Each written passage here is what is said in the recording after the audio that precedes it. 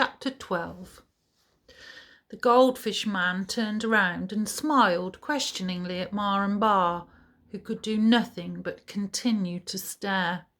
He was slender and small, which was perhaps why it was easy to mistake his footprints for Minley's. The dragging lines Ma had thought were from Minley's walking stick led to his cart, and the bowls of goldfish caught the sifting beams from the sun, slivering into a flashing sparkles of light. The goldfish man's eyes also flashed as he looked at Ma and Ba in their dust-covered clothes and haggard, tired faces. "Can I help you?" he asked them. "We're looking for our daughter," Ba stammered. We're from the village, a fruitless mountain." "You sold her a goldfish and then," Ma sputtered, "and then she ran away to change our fortune." "I see," the goldfish man said, and again he looked at them, at Ma's tight, angry frown and Ba's careworn, worried face. "And you're going after her to stop her?" "Of course," Ba said. "We need to bring her home." "Yes," Ma said, "she's acting crazy. Who knows what could happen to her?" She could succeed," the goldfish man said steadily. "She could find a way to change your fortune." "She's trying to find Never-Ending Mountain," Ma said. "Ask questions to the old man of the moon. There's no way for her to succeed." "Yes," Ba said, "it is impossible."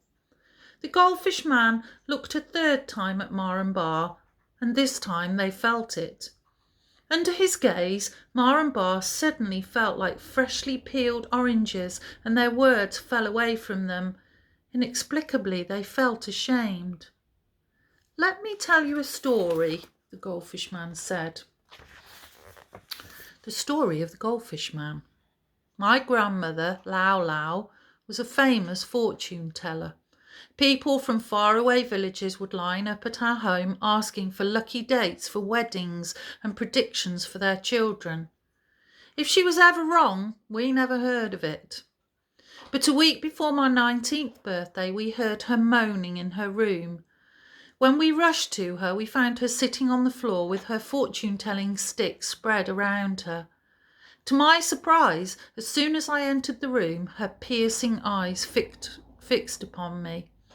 "You," she said, "you will die next week on your birthday." It was as if she had exploded a firecracker in the room. My parents and aunts and cousins burst into exclamations and wails. "It's true, it's true," my grandmother insisted. "I've checked and rechecked over and over again, and the sticks always say the same. Next week, on his 19th birthday, he will die. That is his fortune." I couldn't believe it. How could this be? But my belief in my grandmother was unshakable. If she said so, it must be true. I stood staring as my family created a storm around me. Finally, I said with a mouth as dry as sand, "Lau Lau, is there anything I can do?" "There is only one thing you can do," she said, "but it's doubtful it will work." "I'll do it," I said. "First," Lau Lau said, "we must get a bottle of the finest wine and make a box of sweets." So Lau Lau went to the rich magistrate of the town and persuaded him to give her a bottle of his best wine. My mother and aunts hurried to the kitchen and prepared cakes, cookies and sweetmeats with more care than ever before.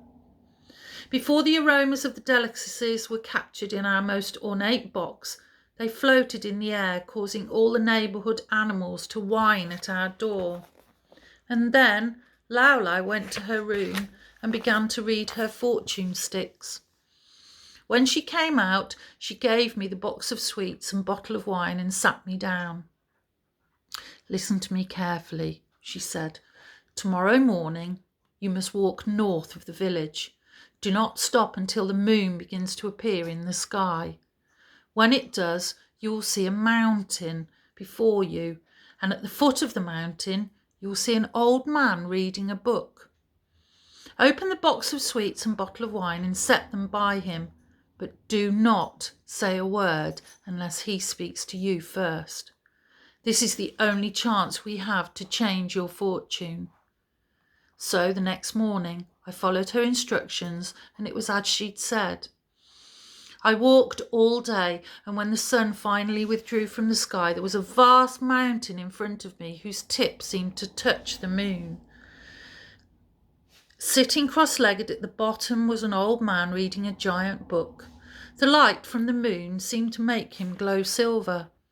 I opened the bottle of wine and box of sweets and quietly laid them next to him. Then I sat and waited. The old man didn't notice me and continued to read. My mouth watered as the smell of the sweets drifted in the air, but I didn't move. And even though the old man was engrossed in his book, he must have smelled them as well, because without lifting his eyes from the page, he began to eat.